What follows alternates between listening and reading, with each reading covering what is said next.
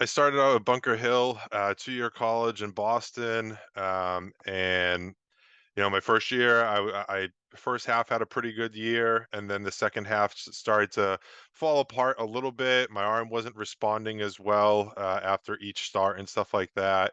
And then I went into my second year, just trying to focus on my health and stuff like that. And going into preseason action in early fall. Um, I was, throwing some innings and just started to feel a little off, and my arm would feel kind of like almost like the term I'd like to use is like rubbery. It felt numb. It just kind of felt weird and didn't feel right. I didn't feel pain. It just started to feel kind of weird throwing and just felt kind of like jelly. I felt like I had no control anymore, stuff like that. So after a few outings like that in the fall, went and got it checked out, and I had what they could see at the time was just the torn labrum, but then when they went in, there was a lot more damage than that. There was like some rotator cuff stuff they had to clean out and whatnot as well. So ended up getting a few, 3, 4 stitches in my labrum, and then a little scope out of my rotator cuff. So that kind of, at that point, for me at least, effectively ended my college career. I ended up making a comeback and finishing I ended up pitching in the spring for Bunker Hill, just because it was a junior college. It wasn't costing me a lot of money or anything like that out of pocket. So I played my second year and then kind of said that was it. I had other opportunities if I wanted to. I was still being recruited at some 4-year schools, but decided at that point I was just gonna focus on trying to get into a career and making some money, and not, building up a bill with, obviously college tuition's not cheap no matter where you go. So kind of shut it down from there on out. It wasn't painful. It was just I kind of had like dead arm almost, and then even after having it fixed, I didn't have pain. Some of the dead arm went away for a few years, and I actually felt pretty decent. Um, and so, I just at that point I was like, I'm done college, obviously. I'm not in school anymore playing baseball.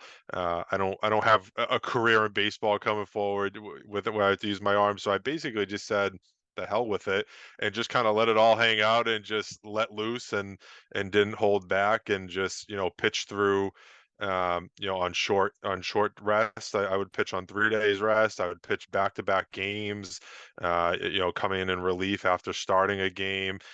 There was one game in another league in 20 I think it was 2012, that I pitched 2 games in the same day for them. It was a championship series, and I threw 7 innings, and then we didn't really have anybody else that we trusted, and I had just one game won, and so we just said, "Hey, all right, why don't you start the game and see what happens?" And I ended up throwing better in game 2 and threw 14 consecutive innings back to back. And I felt great. I mean, I didn't have any arm issues really.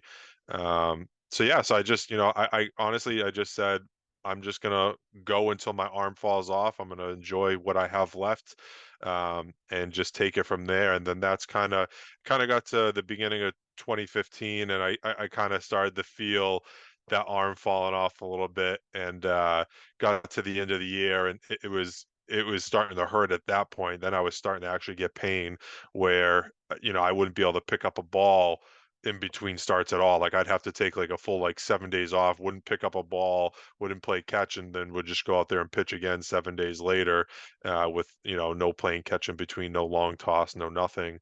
And so at that point, at the end of the year, we were starting to get really, really good. We were starting to bring in a lot more recruits and stuff like that. And I felt comfortable at the time that, I'll start to turn over and help out with management and do some of those things. And I'll kind of step off of the mound. And if ever need be, I could fill in when needed. But I kind of figured at that time, the competition was just getting to the point where my arm couldn't hold up against it. And it wasn't doing the team any good. So I just kind of stepped aside.